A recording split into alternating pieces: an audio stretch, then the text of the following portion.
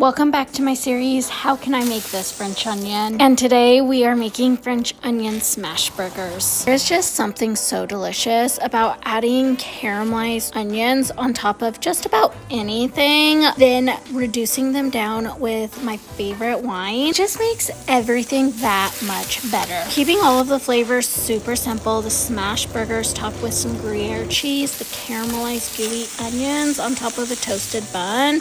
It makes everything that much more delicious. Make sure you check the caption for all of the details, and I absolutely cannot wait for you to give this one a try.